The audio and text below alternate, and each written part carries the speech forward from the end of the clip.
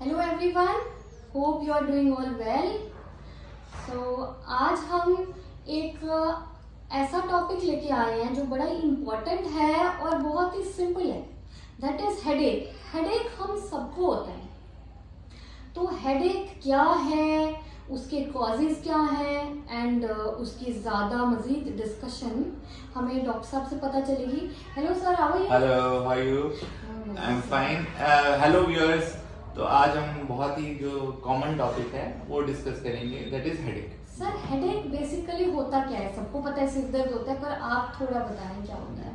जो हेडेक या सिर दर्द है इसको हम बेसिकली न्यूरोलॉजी में दो पार्ट्स में डिवाइड करते हैं। एक प्राइमरी हेडेक होता है, एक सेकेंडरी हेडेक होता है। प्राइमरी हेडेक है जिसमें हेडेक ओनली सिम्टम है, मतलब हेडेक ही मेन उसकी बीमारी है और कोई बीमारी नहीं है। सेकेंडरी वो हेडेक होता है जिसमें कोई आंख में प्रॉब्लम है या कान में, नाक में, दांत में या कोई बुखार है, इन चीजों से जो हेडेक होता है उसको हम सेकेंडरी हेडेक बोलते हैं। पर जिसमें हेडेक मेन सिम्टम है उसको हम प्राइमरी हेडेक बोलते हैं।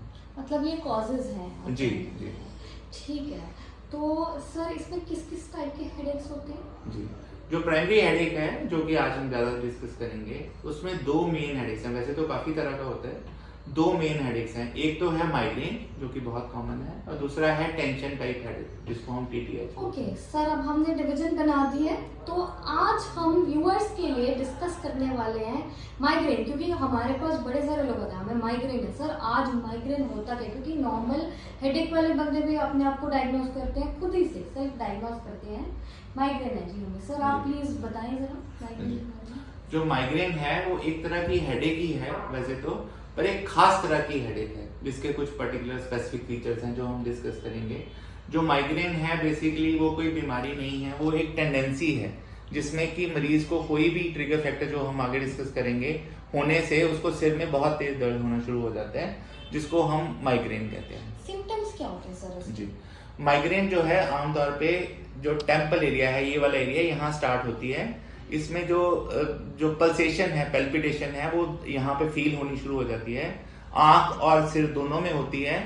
कई बार ये एक तरफ होती है, कई बार दोनों तरफ होती है। इसमें जो सिर दर्द है धीरे धीरे बढ़ती है, पहले थोड़ा शुरू होती है फिर बाद में बढ़ जाती है।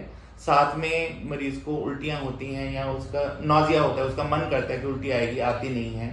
इसके अलावा ये दर्द जो है आंख में भी जाती है, और साथ में मरीज को बहुत सारे चीजें हो जाती हैं। जैसे उसको हम कहते हैं फोनोफोबिया हो गया, जैसे उसको आवाज सुनने का मन नहीं करता। कोई भी ऊंची आवाज आ रही हो उसका मन करता है कि इसको बंद कर दो। उसको फोटोफोबिया हो जाता है, जैसे कोई भी लाइट, ज्यादा तीखी लाइट है उसको वो बर्दाश्त नहीं कर पाता। धूप में जाने से प्रॉब्लम जो है बढ़ जाती है।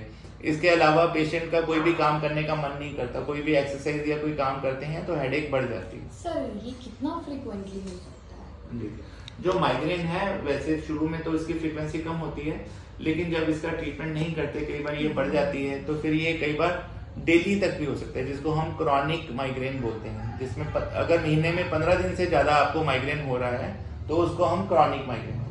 सर, तो डाइटरी फैक्टर्स क्या होने चाहिए? मतलब डाइट का कोई रोल है कि नहीं है? जी, एक्चुअली अगर हम माइग्रेन के डाइटरी फैक्टर्स देखें तो इतनी ज्यादा चीजें हैं जिनसे माइग्रेन हो सकती है कि ऑलमोस्ट आप कुछ भी नहीं खा पाएंगे।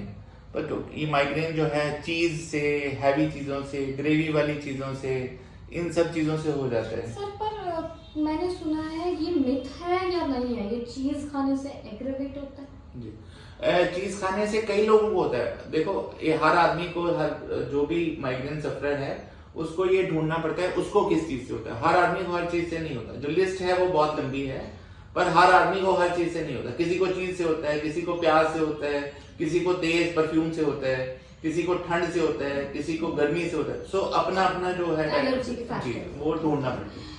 सर, एक और क्वेश्चन कि कुछ लोग सेल्फ ड्रग्स खाने शुरू करते हैं, लाइक या केमिस्ट से लेके। तो आप मुझे कुछ ये बताएं हमारे व्यूअर्स को कि ड्रग अब्यूज का क्या रोल है माइग्रेन में? जी, दो तरह का ड्रग अब्यूज है। एक तो हम पेन किलर्स ज्यादा लेना शुरू कर देते हैं, तो पेन किलर ज्यादा लेने से एक और तरह का हेडेक शुरू हो जाता है जिसको हम एनाल्जेसिक ओवरयूज हेडेक बोलते हैं। एनाल्जेसिक ओवरयूज हेडेक क्या होता है कि जैसे ही आपने दवा ली, 4-5 घंटे उसका असर रहा, सिर दर्द ठीक रहा, जैसे ही असर खत्म होता है सिर दर्द दोबारा से बढ़ना शुरू हो जाता है और ज्यादा सिर दर्द होना शुरू हो जाता है। फिर आप एक गोली और खा लेते हो, 2-3 घंटे ठीक रहता है। ऐसे मैंने पेशेंट देखे हैं जो दिन में 4-4, 6-6 गोलियां जो हैं सिर दर्द की वो खा लेते हैं। तो ज्यादा दवाई खाने के दो प्रॉब्लम्स हैं, एक तो हेडेक फिर ठीक ही नहीं होता, आपको खाते ही रहना पड़ता है, और दूसरा आपकी किडनी पे इसका असर जो दवाइयों का है वो बहुत ज्यादा पड़ता है और आपकी किडनी खराब हो सकती है। तो ये रिलेटेड है, हमारे बॉडी पार्ट्स इफेक्ट होते हैं जी। ओके सर, कोई लाइफस्टाइल मॉडिफिकेशंस या डाइटरी हैबिट्स आप बताएं हमें। जैसे आपको पता है जो माइग्रेन है ये बेसिकली जेनेटिक होता है, ये फैमिलीज में रन करता है। अगर आपके मदर फादर को माइग्रेन है तो आपको माइग्रेन होने का चांस काफी ज्यादा है। तो लाइफस्टाइल का इसमें जो रोल है वो ये है कि ये लाइफस्टाइल इसको ट्रिगर करते हैं। अगर हम ठीक से सो नहीं रहे हैं, टाइम पे खाना खा नहीं रहे हैं, भूखे रह रहे हैं, तो हमें माइग्रेन जो है वो ट्रिगर हो जाएगा और सर दर्द जो है बहुत तेज होएगी। तो इसके लिए सबसे पहले लाइफस्टाइल मॉडिफिकेशन जो सबसे इंपॉर्टेंट है वो एक तो है कि खाना जो है वो समय पे खाना चाहिए। अगर आपने भूखे रहेंगे या टाइम पे खाना नहीं खाएंगे तो माइग्रेन आपको हो जाएगा। दूसरा होता है सोना। अगर हम टाइम पे सोएंगे नहीं तो भी हमें माइग्रेन की हेडेक जो है ज्यादा तंग करेगी।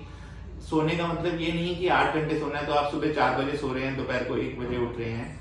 ऐसा देखा गया है कि जो माइग्रेन है लेट उठने से ज्यादा होता है। अगर आप रात को जैसे 3 बजे 4 बजे सोएंगे और सुबह 11 बजे 12 बजे उठेंगे तो आपको उठते ही सिर दर्द हो रहा होगा। सो माइग्रेन में सोना और खाना, इन दो चीजों का बहुत ज्यादा रोल है। तीसरी चीज जो मैंने नोटिस करी वो ये है कि अगर आप मॉर्निंग वॉक पे जाते हैं, टाइम पे उठते हैं, तो माइग्रेन का जो असर है वो बहुत कम हो जाता है। जो लोग खाना, सोना और मॉर्निंग वॉक कर लेते हैं, ऑलमोस्ट 50% उनकी माइग्रेन जो है बिना दवाओं के ही ठीक हो जाती है। ट्रिगर फैक्टर्स क्या हो सकते हैं? ट्रिगर फैक्टर्स जो है कोई भी एक्सट्रीम चीज है ना उससे ये ट्रिगर हो जाता है। जैसे एक्सट्रीम हीट, गर्मी से, धूप से, एक्सट्रीम कोल्ड, ऐसे ही भूखे रहने से, ज्यादा खाना खाने से, लेट सोने से, इन सब चीजों से, और स्ट्रेस से, जैसे कोई बहुत ज्यादा स्ट्रेस है या कोई हमें टेंशन हो गया, उससे भी माइग्रेन जो है ट्रिगर हो सकते हैं। तो सर रिस्क क्या हो सकता है इसका? माइग्रेन वैसे तो बहुत ही बिनाइन कंडीशन है, इससे आमतौर पे कुछ होता नहीं है, ऐसा नहीं कि आपको कुछ हो जाएगा इससे। लेकिन कई केसेस में माइग्रेन से साइट रुक सकती है या वीएन जा सकती है, जिसको हम हेमिप्लेजिक माइग्रेन कहते हैं। वो बहुत ही रेयर चीज है, इसलिए ये कोई आपको इसलिए नहीं बता रहे कि आपको डराना चाहते हैं। तो ये कॉमन चीज नहीं है, ऐसा होता नहीं कॉमनली। माइग्रेन जो है ऑलमोस्ट 30-40% जो पॉपुलेशन है उसको है, तो ऐसा बहुत ही रेयर होता है, लेकिन कभी कभी हो सकता है। सर आपने बात की मॉर्निंग वॉक की, ठीक है जी। तो एक्सरसाइज का रोल है इसमें, मतलब कि ये अच्छा रोल प्ले कर सकते हैं। सर हैवी एक्सरसाइज करने वालों को हैवी एक्सरसाइजेस करनी चाहिए ड्यूरिंग दिस कंडीशन, या दे शुड स्टॉप इट, या ब्रीदिंग एक्सरसाइजेस, या क्या?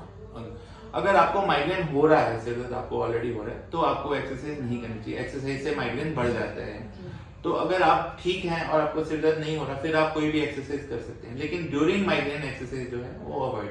अकॉर्डिंग टू यू बेसिकली पहले तो हमें डायग्नोसिस ही पता होनी चाहिए कि माइग्रेन है, whether it's a migraine or simple headache, right? जी ठीक है।